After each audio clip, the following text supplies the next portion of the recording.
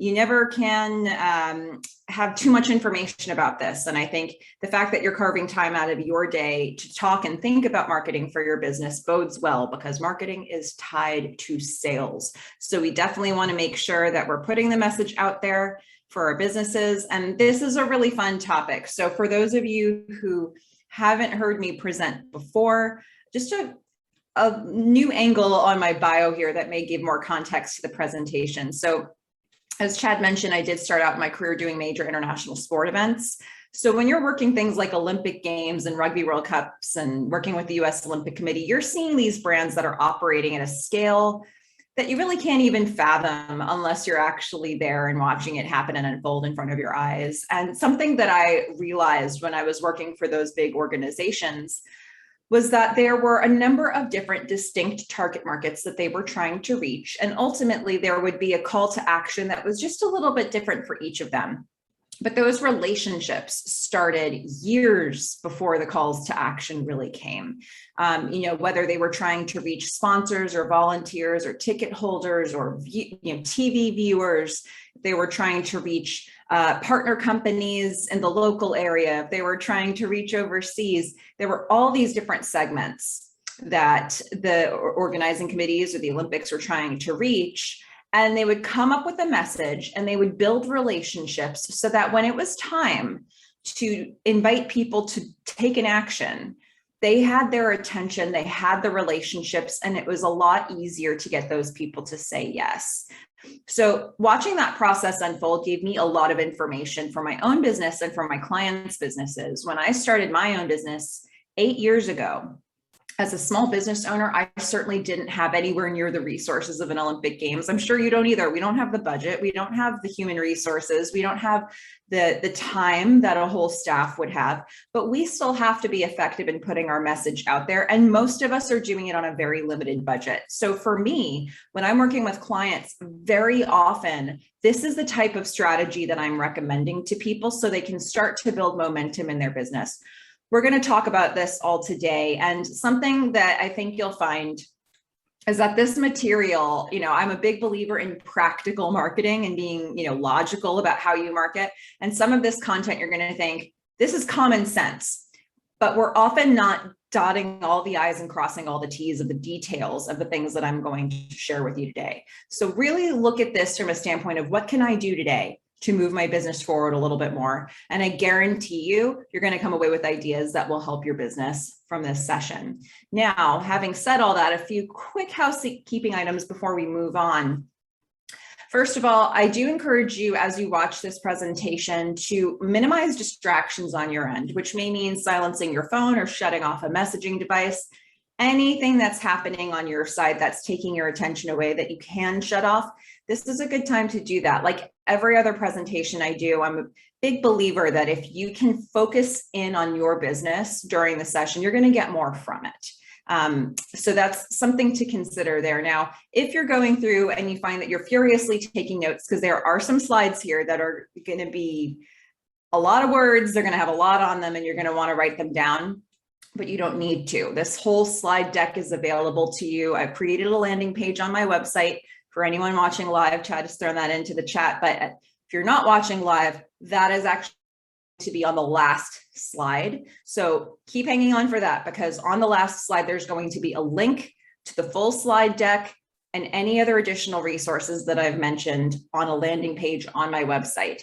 So just rest assured, if you're taking a lot of notes and it's getting you just take a moment, put your pen down, sit back down, and just look at the presentation, and you can catch up with it again later. And in terms of questions, there will be a few times that I ask you questions as we go through the material, because I want you to really think about how this material relates to your business. So when you get to those moments, really take a second and think about how you would answer it for where you are in your business at this moment. And then I'll save time for questions at the end, should we have any questions live. Now, here's how we'll cover it today. First of all, I do like to start by grounding us in some small business realities. There are certain things that it seems like every small business owner is dealing with, but we all deal with it on our own, separately in our own silos. So this presentation is built off of those things and addressing those things. So first I wanted to call them by name. Then we are going to get tactical. First, we'll look at word of mouth marketing. I may also call that referral marketing as we go along. And then we'll talk about partnership marketing, which we'll do two different angles on that. First, we'll talk about finding business allies for your business, actually knowing who you're going to approach, and then how to collaborate once you've found those people. And by the end of this, hopefully you come away with some new ideas on how to leverage the relationships that you've built for your business. So if all of that sounds good to you, you're in the right place. Good news. So let's go ahead. Let's talk about profiting with partnership marketing. Okay, first things first. Wanted to talk about some small business realities, because so often, especially because I'm in a position where I work with a lot of clients in different places, I do a lot of speaking engagements with a lot of clients in different places. So I've had an opportunity to hear a lot of small business owners and really understand what's going on with them, what's going on in their businesses. And a lot of the time they're dealing with similar things, similar issues, similar challenges, similar frustrations, but they have nobody to talk to about it. So when that information keeps coming to me, I start to see the trends, and I wanted to put that into this section because the rest of my material is an answer to those issues that are often brought to me. But this is a good chance, if you've been feeling any of these ways, to sort of get grounded in knowing that you're not alone in it, and that we will in fact be addressing those things later on. So first of all, here's a fun fact. Did you know small businesses are technically businesses with fewer than 500 employees? So this is a small business administration definition. When you look at the term small business, sometimes you will see slightly different definitions for this depending on what industry is giving you the definition. So this again is an SBA definition. And they say small businesses are technically businesses with fewer than 500 employees. When I first saw this, I kind of laughed, because I thought, to me, a business that has one person working in it and a business that has 499 people on the team, those two things are very different. They run differently. They have certainly different systems and processes in place. They don't look the same day to day, and yet policy will affect all of those businesses in roughly the same way. So to me, the spread there is so big that, what is going to help a business at the upper end of that scale and what's going to help a business at the lower end of that scale in terms of employee count, really different things. Now, having said that, there's another piece of information that I thought I'd share. About 90% of all US businesses are actually what we would call micro businesses, which is the under 10 employee or the 1 to 9 employee range. I would actually say the 0 to 9 employee range, because you could have a solopreneur, or you could have a sole proprietorship, you could have a single owner LLC, and they may not actually technically have an employee at all. But so under 10 is really the number that we're looking for there. And this one is also an SBA definition, but it's interesting to me because this more accurately reflects the type of people that I tend to work with.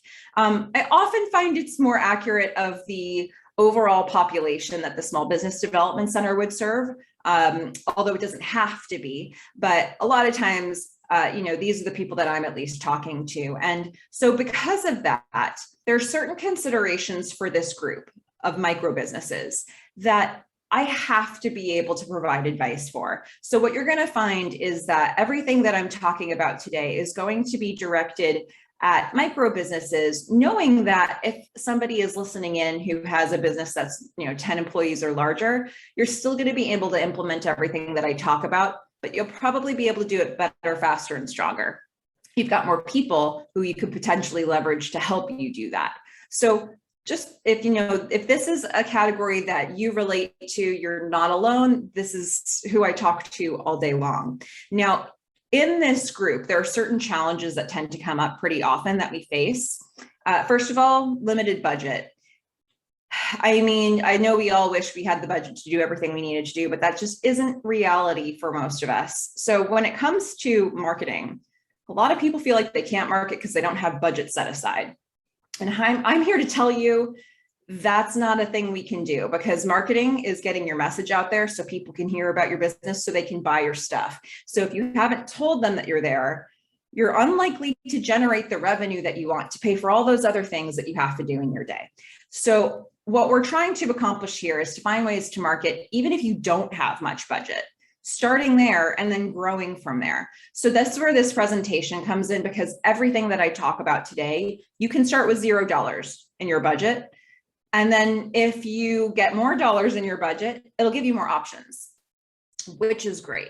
But don't let having a limited marketing budget stop you from marketing. Now, the next thing to consider here is that a lot of us have limited marketing knowledge. Most business owners that I know started a business because there's a thing they do very well. They have a great product, they have a great service, they built a business around that product or service, and now they're just kind of learning the business stuff as they go. All of those other elements, and it could be legal, it could be bookkeeping. Marketing tends to be one where we don't all have marketing degrees before we start a business. And yet you have to figure out how to get your message out there if you're going to generate sales. So it becomes a little tricky, and there's so much, bells and whistles and newfangled stuff that people are suggesting to us all the time for marketing. And at the end of the day, the main point is getting your message to your audience. So today we're going to refocus on that goal, and we're going to simplify it. And I'm going to give you some easy to execute, simple, common sense strategies that don't take a lot of fancy technology to use. We're just going to make this really easy for you to build the relationships. Now, another challenge that we tend to face is wearing too many hats. And I know for a lot of business owners, myself included, you're the CEO, you're the bookkeeper, you're legal, you're making the cakes, you're doing all the warehousing, you're the team janitorial, you're doing all of it, or at least a lot of it. So, that can be really tough, because sometimes I'm giving people marketing advice and they're like, that sounds great. I carved out an hour for this session. I'll do this next month. So I'm really looking to give you suggestions that are going to be realistic within, the time that you have to do them, and really committing to finding that little bit of time to carve out to actually do these things. Today's conversation is really going to be about relationship building. So you get to decide how many relationships you pursue at once, so that you can throttle that with the amount of time that you have to give it. And then lastly, I'm gonna throw this in here because we've all been dealing with this for some time now, the uncertainty of operating in a COVID-19 world. For some businesses, it's been a boon to their business. They've thrived, they've seen greater opportunity. For many businesses, it has been the opposite scenario. Most of us have had to adapt in some way, shape, or form in order to find our lane through this situation. And that's just, with finding your audience, and not to say anything about your operational, so many businesses are struggling to get the staff to come back to work with them. And there's so many elements of this that have been tricky to navigate. And so I know that we're all working on that, but I'm a big believer that the businesses who have continued to stay in touch with their community have been the ones that have found another side, found their way to the other side of this. And this is why this presentation is so important now, because for some people it was like, I don't know what to say to people, so I'm not going to say anything. This presentation is the opposite of that. If you don't know what to say to people right now, maybe it's time to start a conversation and start finding out how they're doing, build that relationship, and move through it so that you have people on the other side of a pandemic or anything else that's going on. So all of these things are things that are typical, that are, if you're feeling them, many people do. Let's find ways to move through them. And this presentation is an answer to that. At the end of the day, I'll sum this up by just saying effective marketing involves relationship building. So every single thing that I suggest to you today is going to have to do with building strong relationships for your business and leveraging them so that down the road you can get more referrals, you can get more sales, you can get more repeat sales from people. All right, so let's jump in. Let's start getting tactical. Now we're going to start with, like I said, we're starting common sense and we're building from there. But just because it's common sense doesn't mean we're doing all of this stuff. And I often find that, even for my business, I'm constantly going back and considering this material and thinking, who can I reach out to today that I haven't reached out to before? So let's look at this for your business. The first thing that I want to do is pose a question to you. And, if you're on with me live, you're absolutely welcome to answer this question in the chat. If you're not on live, please take a moment to think about this, because I want everybody to do a self-assessment right now. We're just giving ourselves a grade on a scale of 1 to 10. How much work are you doing to generate word of mouth? 1 would be not a whole lot of work. 10 would be all day, every day, I'm thinking about how to spread the word for my business and how to get other people to do it.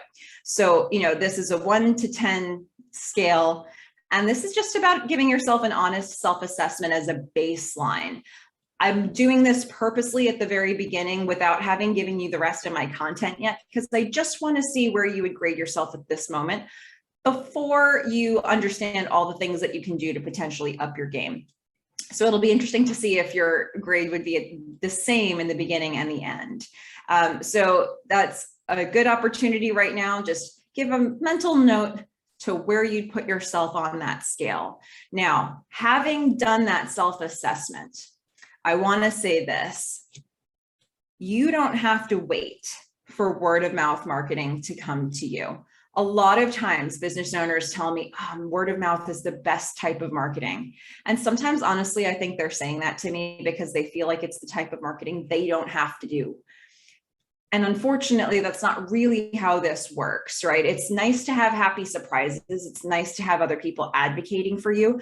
But if you want this to be a machine working for your business, you can be proactive about this and make sure there's more being said and that it's more accurate what's being said. So proactivity is the name of the game if you want a lot of word of mouth happening about your business. Now, I also want to say that in a world with COVID-19, your audience may not even know you're still in business unless you tell them, right? I mean, a lot of things have changed. A lot of things have shifted. People have not necessarily been thinking about you if you haven't been communicating with them. And, absence in this case does not make the heart grow fonder. Sometimes it makes people think, I don't even know if they're there anymore, or maybe I'll check to see their website if they're still there, if they even get that far. So being proactive with your messaging can actually really cut through a lot of the noise right now and help people understand that you're there, what you need, what you hope they'll have in their lives. It lets you have those conversations that you otherwise wouldn't have been able to have to reach out during a time like this.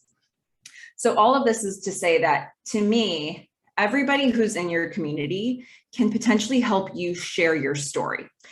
And, they're all empowered to do that, hopefully. The idea is to help empower them so that they can become advocates, so that they can share the story that you want out there for your business. Now, in order to do that, to me, there are 3 keys to successfully building word of mouth. So we're going to take a look at those. We'll spend a little bit more time on the first, because this is actually more nuanced than you might think. So the first one being, what are people saying about your business? What do you want them to say?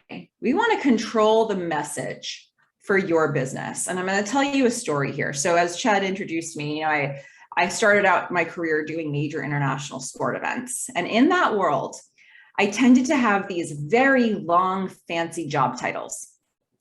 So here's an example of one of my job titles. When I worked in Vancouver for those Olympic Games, my role was deputy manager for venue press operations for the Vancouver Organizing Committee for the Olympic Winter Games. It was on every business card. It was on every email signature. We really used that title. It was not, all those words meant something, but the character count was unbelievable. If I was in that world, talking to somebody who did a similar type of work, and I told them my job title, they knew exactly what it meant, exactly what I did, exactly who I worked for, and exactly how their job related to mine. We instantly knew, by just knowing each other's job titles, what we could talk to each other about and what we could get done in a meeting. But outside of that world, it's a jumble of words. If I asked you to repeat back to me what I said without, rewinding a recording, chances are you wouldn't be able to give me the whole thing as I just delivered it. And that is absolutely what I found among people who knew me, but weren't in that line of work. So when I would go and visit friends and family and they would introduce me to somebody, they would go, oh, this is Melissa. She's and they would fill in the blank with a lie. Every single time it was a lie. It wasn't true. Sometimes it was really untrue. Sometimes it was a little bit untrue, but oh my goodness. There were times that I used to do gymnastics when I was younger. A lot of times people introduced me as an Olympic gymnast, which made my little 9-year-old heart sing, but that never happened. That dream didn't come true. I had worked for an Olympics. I used to be a gymnast. Those two things were completely unrelated to each other at that point in my life. And yet, these are the types of things that I would get introduced as. Now, one of the things that I noticed was that when people introduced me, they tended to land on very similar keywords. So for example, they'd probably say Olympic. Even when I worked for Rugby World Cup, they'd still say Olympic, but they'd say Olympic. They'd say a city name. When people heard me say deputy, they often remembered the word deputy because it was just a little different. So those are words that tended to stick for them, but they would then fill in the blanks and make up the rest so it made sense in their brains. And that didn't necessarily make what they said true. Now, two things can happen there. They're introducing you to somebody and that person's interested in the thing they heard, but if the thing isn't true, then that puts you in a position where, okay, first thing I have to do is correct misinformation and make sure we're headed on the right track in this conversation. This is an awkward place to start. But the other situation is a problem here too, because if somebody heard the introduction and wasn't that interested, would they have been if they had heard the correct information? You may never know, right? So both of these scenarios are not ideal. Now, why do I say this for you? This game of telephone could, and probably could be happening for your business. So what do you do about that? You want people to say the right thing about your business. You want them to be saying things that will lead the right types of customers to you. But you, in order to do that, have to be able to control the message to some degree and control the flow of information out there. So people are saying, ideally, the thing that you want them to say, and bringing only the right types of people to you for further discussion. This is something that you can plant the seeds for much more proactively than you think you can. So, what I recommend for something like this, we've heard of elevator pitches, we've heard of mission statements, we've heard of all these different formats for how you can deliver what your business is. But I want to throw a new idea at you here. I don't think people have very much bandwidth in their memory banks to remember a lot of words about your business before they really get to know it. My suggestion is that people can maybe land on like 4 to 7 words in a phrase, maybe 4 to 7 keywords. If you put together a sentence of what you do that fits within that realm and you repeat it to them enough, you might create a pattern in their brains that will allow them to recall your controlled message later when they need it. So for example, in my own business now, my controlled message might be, I help small businesses market on a budget. Now, if I said that a few times, I help small businesses market on a budget, I help small businesses market on a budget, hopefully that starts to become a pattern in your brain so that later, if you're trying to think of what I do, you'll think, oh, Melissa helps small businesses market on a budget. And now I've fed you the line I want you to remember. If you have 10 seconds to answer the question, what do you do all day? Give them your controlled message. If you've got more time, if you've got 30 minutes, if you've got an hour, if you've got 2 days with somebody, give them more context, give them more stories, but keep peppering in your controlled message because that is hopefully going to help reinforce the pattern you want to create in their brains so that after all the stories you told them, the thing that they know to repeat to somebody else is exactly the thing that you wanted them to say. So the first thing for you to do as a business owner is to actually know what that controlled message should be that's going around for your business, because it's not just going to happen for people. You have to feed it to them. So if you haven't already done something like this before, I encourage you to take a moment before you move on in this presentation, write down your business name and then write down a simple phrase, maximum 4 to 7 words. I put 4 to 7 keywords here that even, if you can keep it within that, even with the filler words, That's ideal. And we do want it to be a sentence. If you're a landscaper, I'm not looking for you to say lawn, trees, hedges, shrubs, because this is a list that people won't be able to remember very easily. You want this to be a full sentence answer to the question, what do you do all day? And if you've delivered that to somebody, they potentially can remember that for you. So take a moment, especially if you're watching this back in the recorded version, pause the video here and just think about what your controlled message would be so that you know what it is you want to deliver to the people that you talk to. Now, once you've done that, we move on to the second step. Use it, be the catalyst. Take a I don't know, half a day and really catalog all the people that you know. This is going to sound like the simplest thing to do that just takes time, right? And that's why we don't do it. It takes time. So take that time and do this. Identify all your contacts. Think about the people you know. I often find it's easiest to think about them from either when I knew them or where I knew them, because that'll help jog my memory of more people. So if that's, people at my kids' school or service providers that I work with, or, people that I see at bowling on Wednesday nights, whatever it is, people that I knew from high school, people that I know, people that I know now. You can look at people from, to me, times of your life and locations in your life tend to help me jog my memory more. Grab address books, get all this information, start making a list of everybody, then sort them into how well you know them. This is the classify your contacts piece. I often find that you're going to give more information to the people that you know really well. You're going to give less information to the people who are perhaps acquaintances.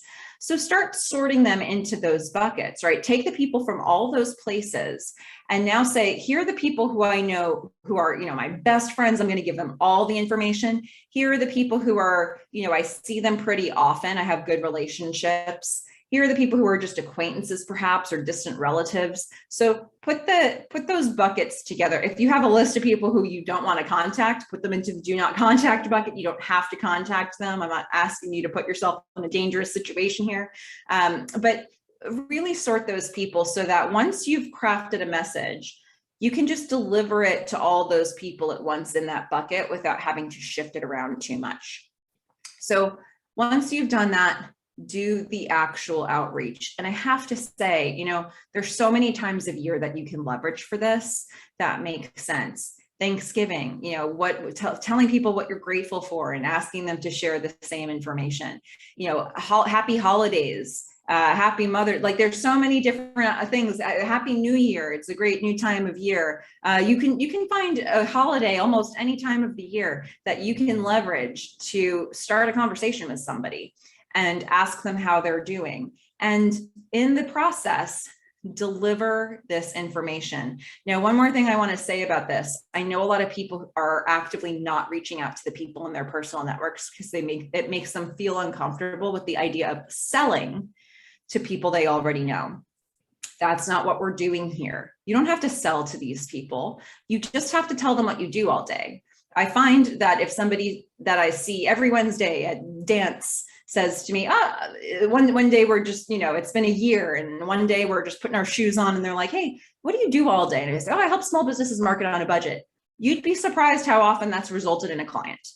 And it's like, this person was right next to me for a year every Wednesday, and we just had to have this conversation. It doesn't mean that you have to sell. It just means that you just tell them what you do, which is a nice thing to do. If they care about you, shouldn't they want to know the thing that you're so passionate about that takes up so much of your time all day? It doesn't have to be a sales pitch. It's just your controlled message. And if they care about the thing that you do, if they have a reason to care, they'll identify that and you can have more of a conversation about it. Now, once you've done all of that, few quick little tips to make sure that goes further for you. If somebody could be a good referral source for you, if they have an interest in your business, if they have a reason to be interested, give them more information, give them the controlled message, give them business cards, give them a website link, give them whatever you can, give them a tour, give them a free sample, give them some experience they can have with your business, depending on, those are a bunch of options, depending on how well you know them and how much you want to give them. There's a lot in there to work with. but give them something that can really educate them and help them speak well of your business. Once they've made a referral, have a follow-up plan for what's going to happen next. There's nothing more awkward than somebody introducing two people and then nobody following up on it. So have a plan for what you're going to do when that introduction is made, what will happen if that person doesn't respond, and make sure that you have a plan that you can put in motion for that moment when somebody does you a kindness. And once that's happened, loop back with the person who made the referral. Say, thank you for doing that. Here's how it's going. I've often found if it's a really good opportunity for your business, consider giving them a little gift or a thank you that's more meaningful. I've often found that on the back of thanking them, I've gotten another referral. So, it's just another way, but it's nice to say thank you anyway, even if you don't get another referral. So, this is the kind of thing that helps keep that momentum going, and it positively reinforces the person who made the referral for you. Now, if you're not sure what to say, because again, some people get uncomfortable with the idea that they're being salesy in this process with the people that they know. Here's a few things that could potentially help you along the way. You can put humble language in front of an announcement and it completely changes the meaning of the message. Instead of saying, I've got this and I'm selling it, you can say, I'm so excited to announce. You can tell people how hard you've been working on your business. You can say, it's an honor to tell you. You can thank people who have been part of your journey. You can literally put the thanks on them as you update them about your business.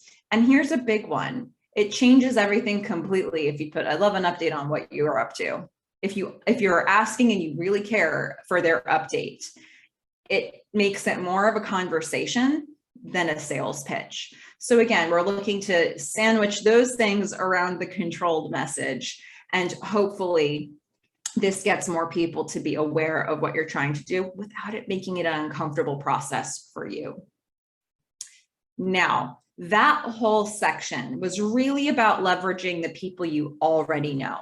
People who are maybe personal contacts, people who could perhaps be professional contacts in some capacity.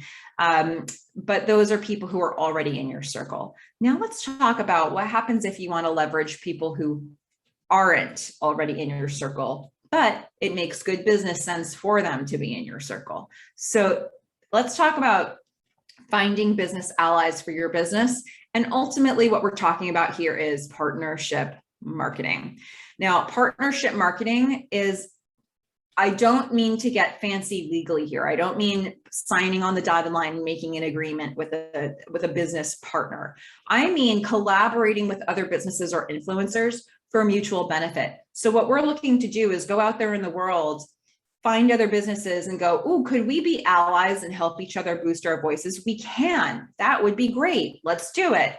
And then coming up with a plan for how you're going to do that. It does not have to be a formal legal agreement, but this is really just about saying, ooh, I think that we can support each other in business and help each other reach our audiences. So let's go ahead and do it. So with that, the idea is that you can leverage your relationship with other businesses, and in doing so, access their communities. Now, there could be many benefits to leveraging the relationship. One of them could be marketing benefit. So with that, it's really about more easily tapping into the audience that they've built and vice versa, right? They want to do the same thing with your business. Sorry, I have to sneeze. I was trying to hold it. So let's talk about some different types of businesses that could potentially be partners for your business. There are 4 categories that I'm going to give you here, and I'd like to unpack these. So the first one is compatible businesses or influencers. When I say the word compatible, I mean that 2 potentially different ways. The first being your offerings. If I make shoes and you make shoelaces, there's probably a lot we can do together, even beyond the marketing. But, that is one way to determine compatibility. Another one, and one that may potentially come up more often for you, is compatible target market. So if I'm serving mothers of 2-year-olds and you are serving mothers of 2-year-olds, we can help each other find those mothers of 2-year-olds, right? If there are people in my audience that already know your business, that's fine. I'm helping to reinforce your message. If there are people in my audience who haven't met your business yet, great. You've got new people now in your target market who have just discovered you from the referral of another business, which is stronger than anything that you could have said about your own business. So, these are a couple different angles that you might consider. As long as you both trust each other, there's kind of no downside to shouting each other out.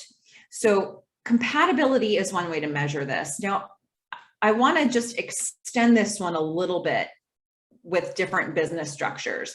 And it's not to say that this is entirely different from the first category, but I want to signal this out because there's some important things about this one. A business doesn't have to look exactly like yours. It doesn't have to be shaped in size exactly the way yours is. It doesn't have to be the exact same legal entity as yours is to be a good partner. And yet, for some reason, I think we often only think about businesses that look like ours when we think about mutual partnerships. And that doesn't have to be the case. So I'm going to give you an example here. And I don't mean to pick on nonprofits with this. I've just seen this come up a lot in the nonprofit world. So a nonprofit may have an event coming up and they may say, oh, I want to get sponsors for that event. So I'm going to go to corporations and I'm going to go to small businesses in the area. And I'm going to say, hey, corporation, or hey, small business, I'd love for you to sponsor this event to the tune of $1,000. Now, the corporation or the small business might say, ooh, I get a lot of requests like this. I just can't help everybody. I'm so sorry. It's a no-go on that $1,000. At this point, most nonprofits walk away from the conversation. But what if they didn't? What if they said, I absolutely hear you. There are a lot of really good causes out here in the community, and I appreciate all the work that you're doing.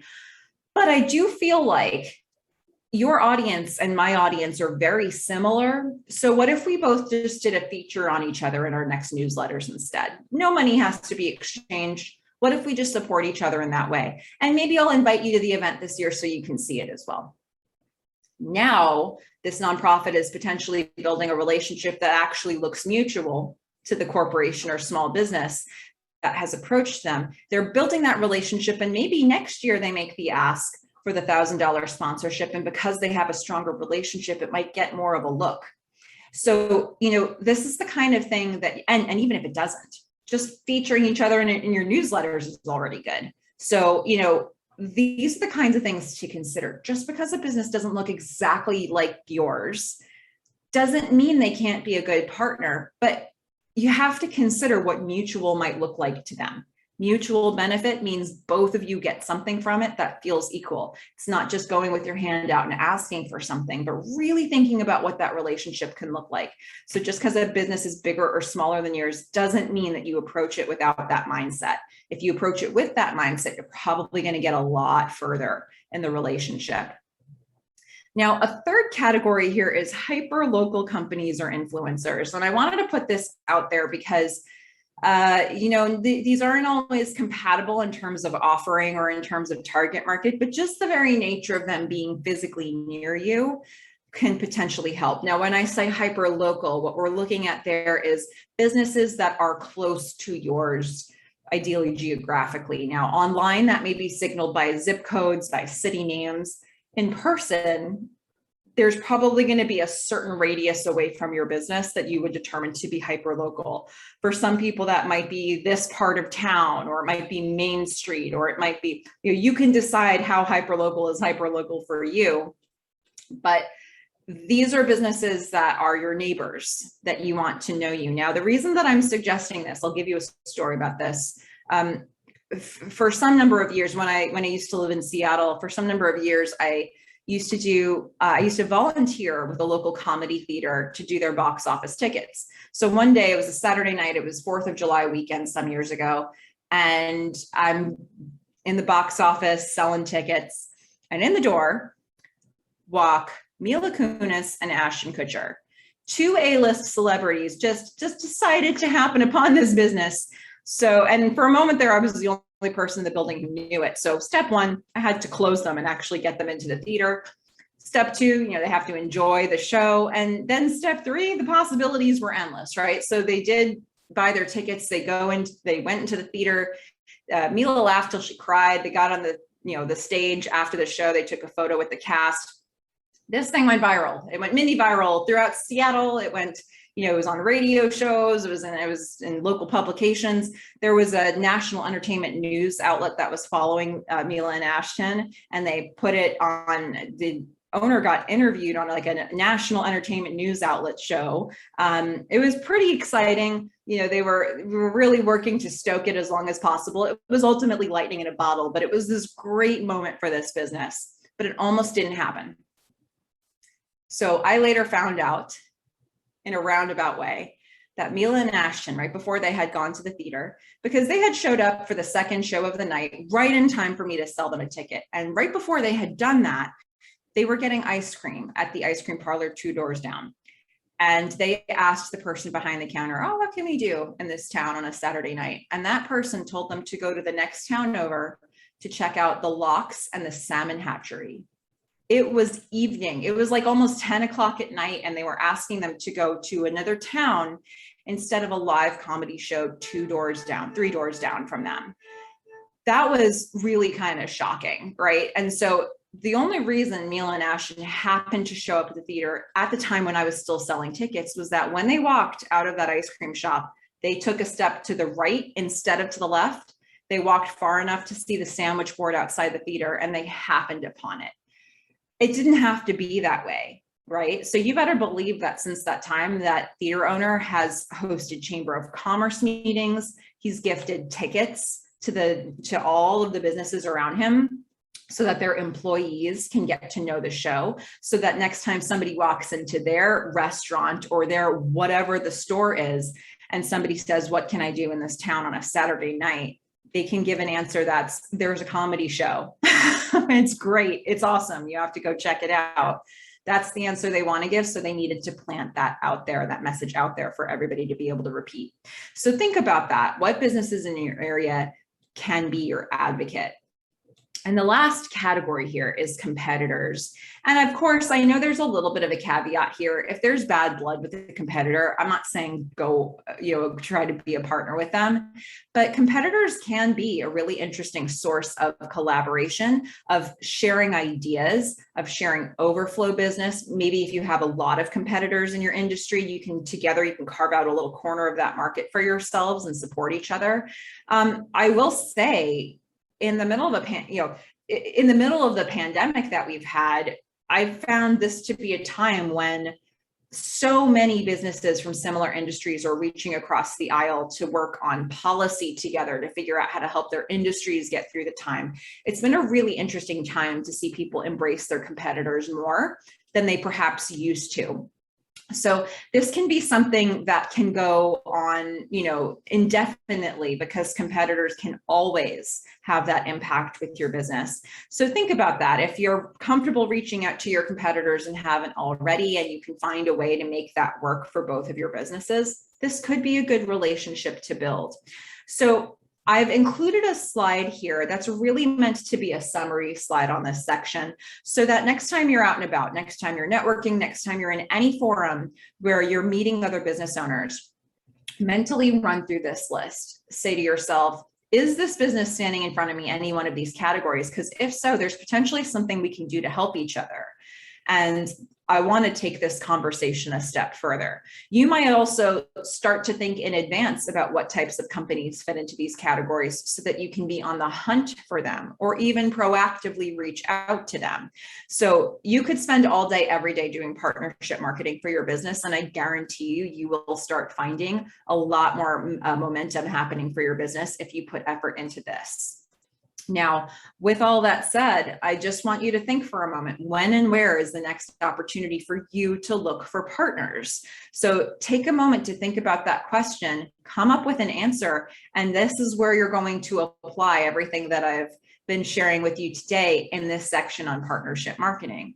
So really think about that. What's coming up in your calendar that's going to put you in front of other businesses? It could be this presentation, but it might be something else that's further down the road. So think about that. And if nothing comes to you, you can go find them. You can make a list of them and you can email them. You can make the opportunity happen. So once you've done that, great, you found a partner. Now what? How do you collaborate with them? What do you do from here? Well, in the how to build strong partnerships land of tasks, step one is what we just did. Know exactly who would be the right fit. We just worked on that piece. Now let's say you found somebody. Step two, propose your common business interests. Maybe they're looking for community management to build their reputation. Maybe you're looking for new leads, and maybe those two things happen to fit together really well. If the two objectives that you both have for the big picture objectives that you have for your businesses don't align, or you can't help each other with them, then that might not be a good partner for you. But if there's any way, if you can both do the thing the other person wants to do, this is a conversation to continue. Now, from there, you have to get specific. Define what kind of support would actually make an impact. So let's look at that piece. What can partners do? Now, again, just a reminder, all of these slides are going to be available to you on that landing page link that I'll give you at the end. This is a one-pager slide that I've also put separately that you can pull out. So what can partners do? You don't have to write everything down. You'll be able to access this later. There are three different categories I want to look at here. You can inform each other, right? We can't be in every room at once, right? Your partner might be in some rooms that you're not in to hear about things that come up that could be good for you. So in those moments, hopefully they've got their ear to the ground and they're bringing them back to you. And that would be ideal, right? Or maybe you're both informing each other of upcoming current events or things that might potentially impact your business in the local area. Or you could do something that's more organized. We're going to sit down every Monday. We're going to have a formal mastermind group. We're going to have a coffee chat and really work through what's going on with each other's businesses and help answer questions. So these are all things that you can do from that perspective. Now, the promote category, the most complicated version of promoting things for each other would be actually running a co-branded event. You're both going to plan all the logistics. You're both going to bring your audiences. So it's like shared responsibility and shared lead magnet sort of opportunity. And that can be a great way to do it. It's the most complex, but it can be as simple as just advocating for each other. If you happen to hear about an opportunity that would be great for your partner, tell people, oh, I know exactly who would be the right fit for that. Let me introduce you. So that's an easy thing to do, but it could have a lot of power for you. Now, there's also categories of cross-marketing and cross-advertising. And for those categories, I have a slide. I have a one-pager on my landing page that has an absurd amount of words on it. It's an idea cloud. It's called the Promotional Ideas Resource. And I want you to grab that and I want you to print it out and I want you to start highlighting the things that you can potentially do to help your partner. And when you meet a partner, give it to them and have them do the same so that you can figure out, ooh, okay, we could both do something like this together. It's an insane amount of words on that one pager, but it's really meant to be a brainstorming exercise for you. So we'll take the cross marketing, cross advertising one offline so that you can do a little research on that later. In terms of collaborating, this could be as complicated as having a joint offering. Every time somebody buys this thing from me, the next step is your part of that offering or vice versa. But it could also be something simpler like, oh, we both have a similar line item in our expenses that we can probably support each other with, or we can go in on together.